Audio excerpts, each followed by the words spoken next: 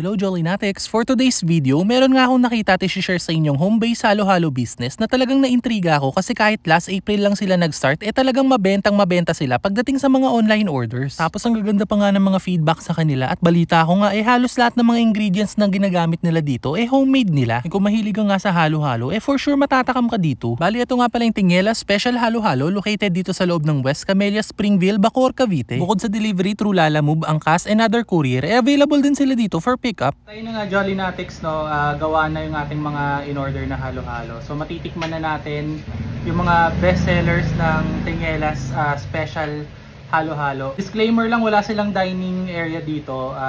Nakikain lang ako, kinapalan ko lang yung mukha ko para matikman ko na to. Kasi kitaan nyo naman, no, sino ba naman di matatakam yan? Tapos ang init pa ng panahon, di ba? Saktong-sakto. Ang maganda dito guys, ang creamy talaga, oh, grabe oh.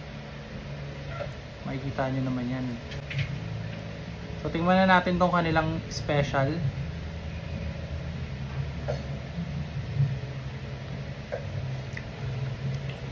Wow. Alam na dito sa Tingela, hindi sila gumagamit ng asukal. Condensed lang yung pampatamis nila o yung pinaka sweetener nila. Pero achieve pa rin. Matamis pero hindi ganun ka sobrang tamis. Papakrimi yung ice cream tapos yung mismong ice incorporated na rin dun yung milk. So yung crush ice na ginagamit nila dito, nandun na mismo yung milk. You know.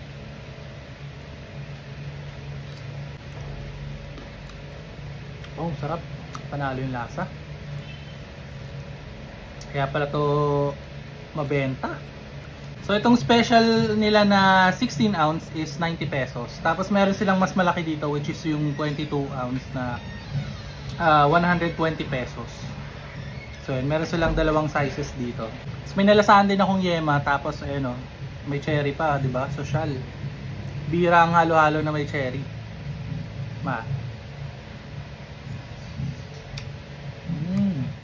Next flavor naman na titikman natin is yung kanilang crema flavor. Bali dito nga pala sa Tingelas, meron silang tatlong flavors. So yung kanina special and then merong classic. Ang difference lang nung special sa classic, yung special merong ice cream and yung cherry na kinain natin kanina. But the rest same lang yung ingredients. And yung third nilang flavor itong crema, which is ang ingredients niya merong leche plan, makapuno, minatamis na saging, milk, and then yung ice na milky red.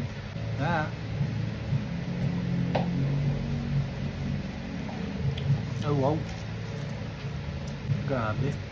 Kung yung tipo ng hindi masahog sa halo-halo, I think this is the best for you kasi yun lang siya straightforward, saging, and then yung makapuno. Sarap ng makapuno Tapos leche plan din, sarap. Halos lahat ng gamit nila ditong ingredients homemade except dun sa mga iba na naka-jar, yung like yung kaong, yung cherry. Pero but the rest yung leche plan and then yung ube, homemade din nila. Kaya kita nyo yun, no? Oh, laglag. Itong crema flavor nila, 60 pesos to and available lang siya in one size which is itong 16 ounce. So yun.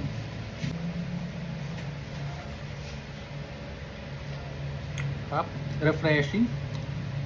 Saktong-sakto ngayon, nag-iinit na naman yung panahon. Naghahanap ka pa rin ng totoong creamy at overload na halo-halo, pati na rin ng crema de leche at iba pang merienda, tara na dito sa Tingela Special Halo-Halo. Located kami dito sa Camellia, Springville, Molino 3, Bacoor, Cavite. There you go Jolinatics, sana natakam na naman kayo sa video na to. By the way, open nga pala sila dito usually from Thursday to Saturday 1 PM to 6 PM. And for any other questions, message lang kayo sa FB page nila. Kung matake nga ang halo-halo cravings mo, subukan nyo na nga rin dito sa Tingela Special Halo-Halo. So paano until our next food trip, kita kits, thank you for watching!